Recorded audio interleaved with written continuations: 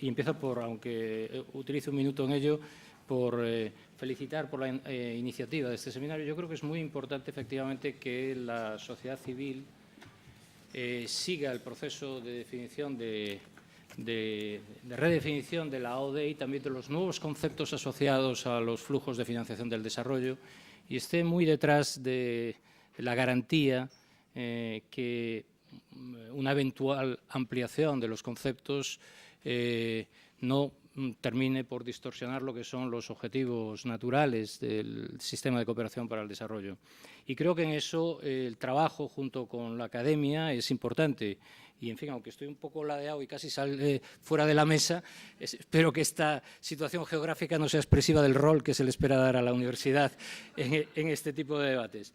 Bueno, voy a tratar de trasladar, dado que a mí no me pidieron que hiciese exposición acerca de los nuevos modos o propuestas sobre la forma de medir la ayuda, no me quiero meter en ello, aunque, en fin, sí me gustaría realmente, pero voy a tratar de contestar a lo que se me pidió que hiciese para no solaparme con otras intervenciones, que tiene que ver más bien con la ayuda reembolsable y la ayuda no reembolsable, pero voy a tratar de trasladar algunas ideas de carácter general que pueden parecer muy elementales, pero sinceramente creo que ya llevo muchos años en esto de la cooperación al desarrollo, en el caso español particularmente, y si las traigo aquí es porque creo que no están tan claras como pareciera en primer lugar. La primera idea que yo quiero trasladar es que la cooperación al desarrollo necesita más y mejores instrumentos y no menos instrumentos y recursos. Esta es una precisión que parece una tontería, pero no lo es realmente. Es decir, necesitamos más recursos para financiar el desarrollo y necesitamos más instrumentos que sean capaces de movilizar esos recursos a nivel internacional para objetivos de cooperación al desarrollo, para objetivos de desarrollo en términos más generales. Obviamente, cuando uno amplía los recursos, cuando uno amplía los instrumentos que pone al servicio de la movilización de los recursos para los países en desarrollo, es claro que, digamos, que empieza a perder en algunos de esos instrumentos los grados de especificidad que son característicos de lo más puro que está asociado a la promoción del desarrollo. Es decir, se empiezan a incorporar dentro de esos nuevos instrumentos actores que tienen otros propósitos, además de potencialmente la cooperación al desarrollo, o efectos que no son tan inmediatos en su análisis con respecto a los propósitos de desarrollo. Y esto quiere decir, y esta es una posición añadida a la que acabo de señalar, que es muy importante acompañar ese proceso de ampliación de miras de un ejercicio de exigencia, de transparencia y de rendición de cuentas.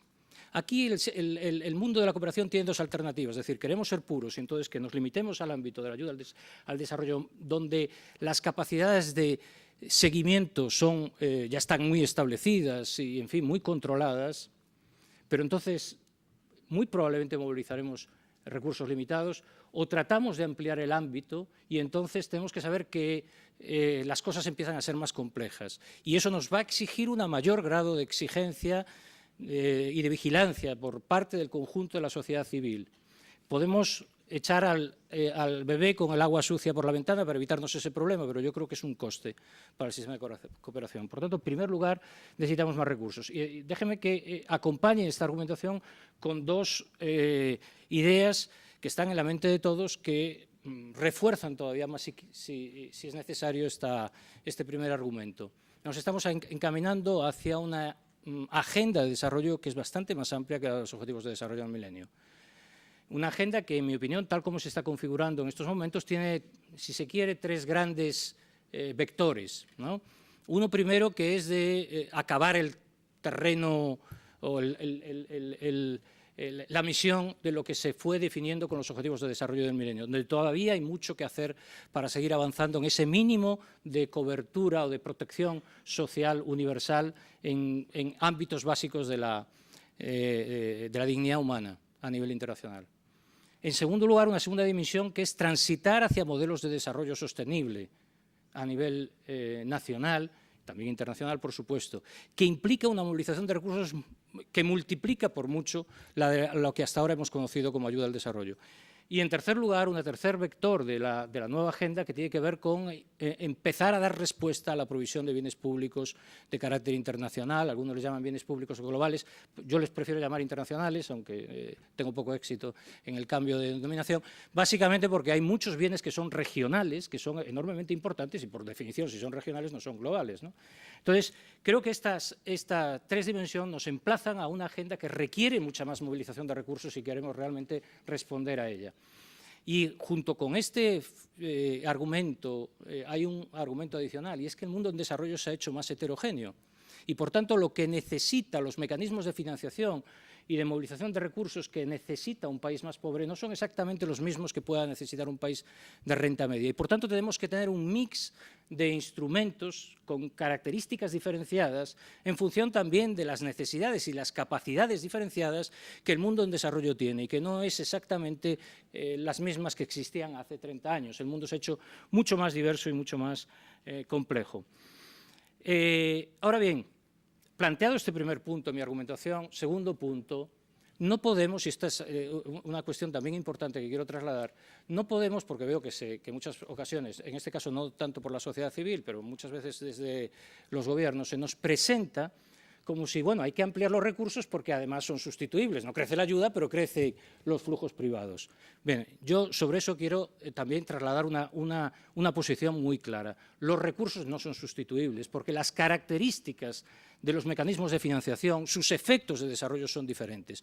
Todos pueden ser útiles, pero por razones distintas, y por tanto es muy importante saber las características de cada uno de esos instrumentos para componer el mix más adecuado en cada una de las intervenciones de desarrollo. Es importante tener el arsenal, pero también es importante tener las ideas claras acerca de qué implica cada uno de los instrumentos en términos de desarrollo. Y aquí es importante la capacidad de movilización de recursos, es importante la predictibilidad de los recursos, es importante la capacidad redistributiva de los recursos.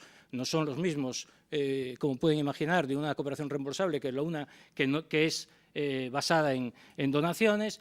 Es importante el coste de los recursos para el receptor, es importante la autonomía que provee al receptor esos recursos, es decir, aquellos recursos que van asociados a condicionalidades, a usos definidos que limitan de algún grado los márgenes de movilización. Es importante también la flexibilidad, es decir, la capacidad para proveer esos recursos de una manera rápida y a pocos costes, y es importante también la capacidad de transparencia y de rendición de cuentas que cada uno de ellos comporta. Y esto son muy diversos en cada uno de los instrumentos. Y desde esas perspectivas, tomando estas 7 consideraciones que acabo de señalar, creo que tenemos que decir que es absolutamente crucial el papel que en la financiación del desarrollo tiene la financiación oficial y la financiación de carácter concesional, que es oficial. Hay financiación oficial, concesional privada, que es la que proveen las ONGs con sus propios recursos o las fundaciones, pero por ahora es una cantidad limitada. Entonces, la financiación oficial concesional es absolutamente crucial como elemento nuclear de la cooperación al desarrollo. Tercera idea, y no sustituible por la financiación privada. Lo digo porque en algunos casos también se incorporan, pues ya no solo la financiación privada tipo de inversión extranjera, que puede ser muy útil para el desarrollo, no digo que no necesariamente, pero puede serlo, sino también pues, otros flujos que a lo mejor están bajo menos sospecha, como puedan ser las remesas de migrantes. Bueno, las remesas de migrantes me parecen muy bien, pero eso no es parte, en mi opinión, al menos de la cooperación al desarrollo. Eso puede ser muy útiles, todo lo que uno quiera. Entonces, desde esa perspectiva, mi tercera idea que quería trasladarles es que si tenemos un arsenal muy distinto, tenemos los medios o los parámetros con los que saber los impactos de desarrollo que cada uno de ellos tiene, lo importante es cómo componemos ese mix. Y yo creo que en ese mix es muy importante. Voy a decir 4 cosas, no quiere decir que sean las únicas, pero el tiempo es limitado. La primera de ellas es que nos estemos moviendo dentro del ámbito de la cooperación al desarrollo. Para mí, la cooperación al desarrollo es algo más que la ayuda internacional, pero no es cualquier cosa. No es cualquier cosa. La cooperación al desarrollo, para mí, es la puesta a disposición de los países en desarrollo para objetivos de desarrollo, de combate de la pobreza, combate de la desigualdad, sostenibilidad de un modelo de desarrollo ambientalmente compatible, digamos, con la preservación del medio ambiente. Bueno, para esos objetivos, todos aquellos medios y posibilidades que se ponen a disposición de esos países y que no serían provistos o no lo serían del mismo modo a través del mercado. Por tanto, todo aquello que el mercado hace por sí mismo, para mí es absolutamente ajeno. Puede ser muy útil para el desarrollo y puede ser parte de financiación del desarrollo, pero no de la cooperación al desarrollo, que es sobre lo que yo quiero centrar la atención.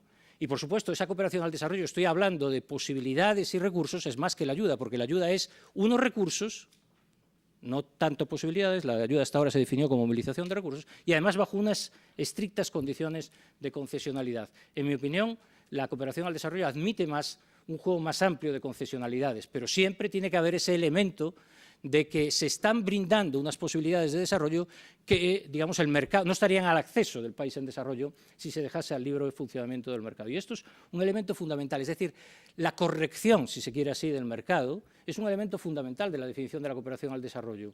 Ese elemento si se quiere, de decisión política de corregir al mercado para proveer márgenes de actuación a los países que no tendrían de otro modo.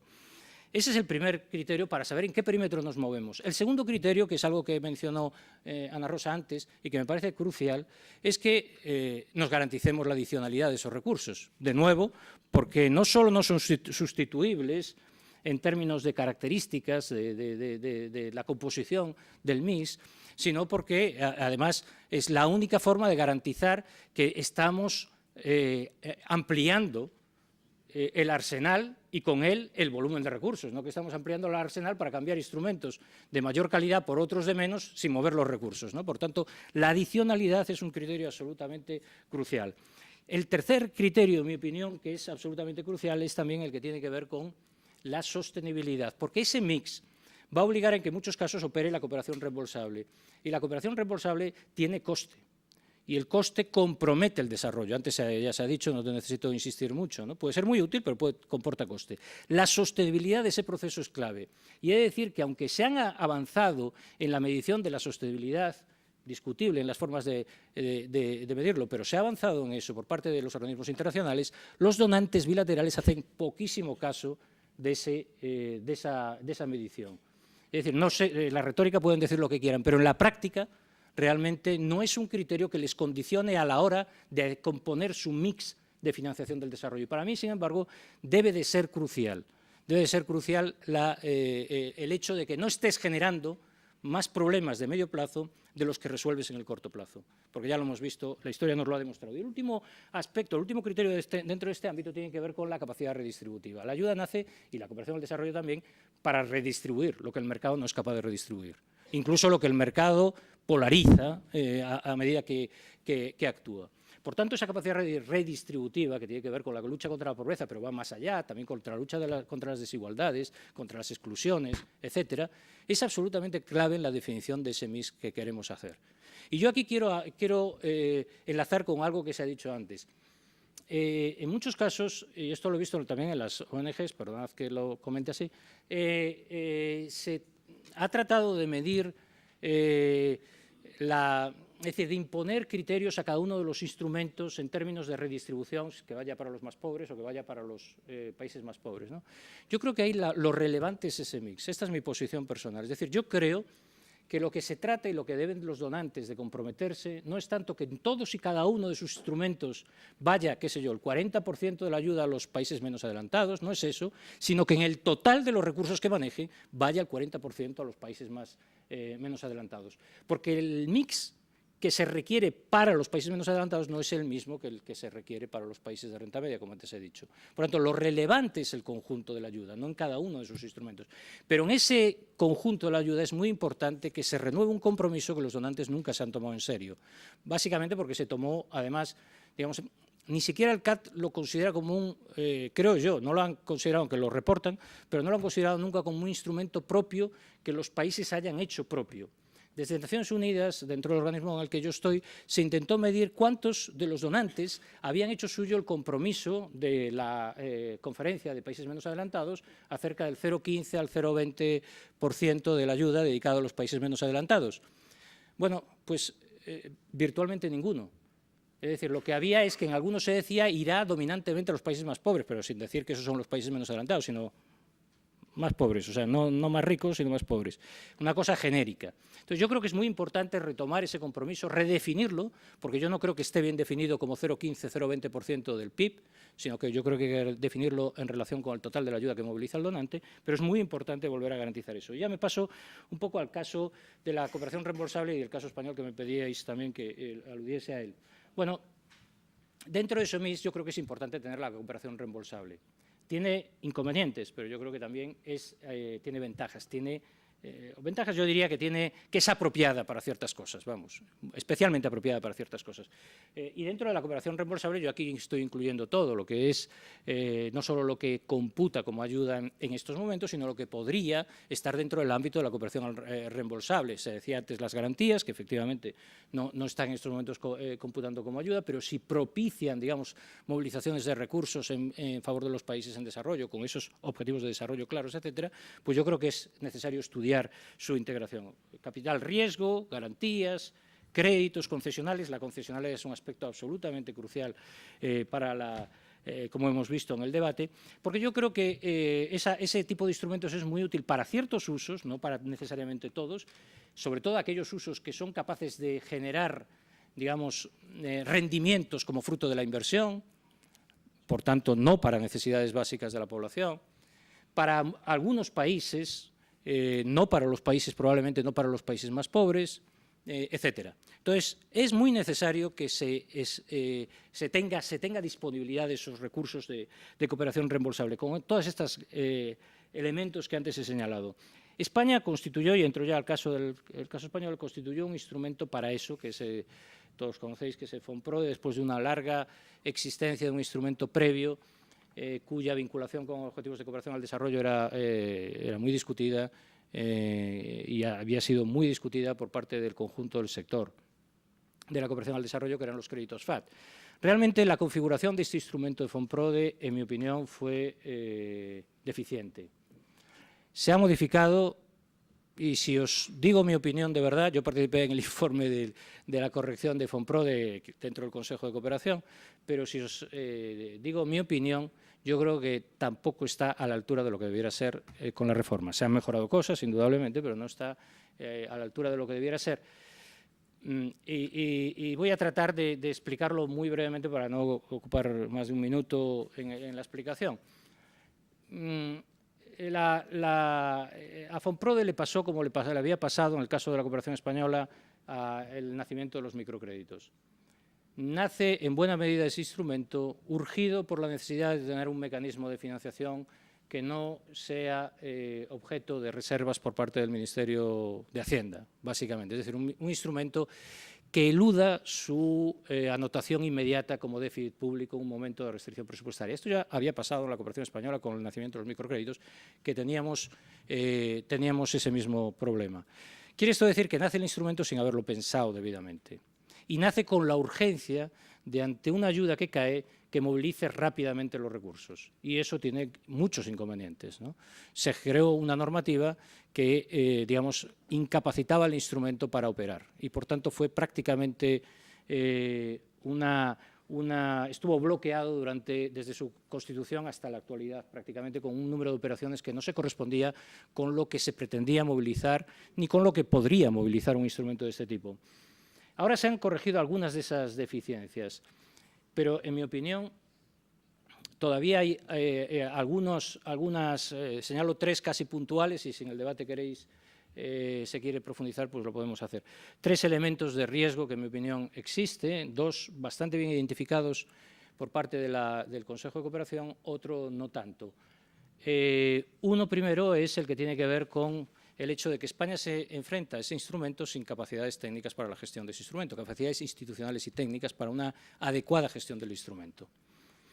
Vista esa situación y frente a la idea que todo uno podría tener de que entonces creemos esas capacidades que requieren tiempo, no se hacen de la noche a la mañana, pues, lógicamente se recurre a las capacidades que existen ya. Pero las capacidades que existen ya en ámbitos cercanos a la gestión de este tipo de instrumentos no tienen mucho que ver con cooperación al desarrollo ni con objetivos de desarrollo, porque el mecanismo más claro o las instituciones que más podrían asistir, que es COFIDES y ICO, cada una en un papel distinto, ninguna de ellas se ha dedicado a temas de desarrollo nunca. Y el último de los riesgos, sí, es el último de los riesgos. El último de los riesgos no lo captó, creo que el Consejo de Cooperación. Podría estar en el futuro, pero yo creo que tiene que ver con la definición del instrumento exclusivamente en el ámbito de la ayuda oficial al desarrollo.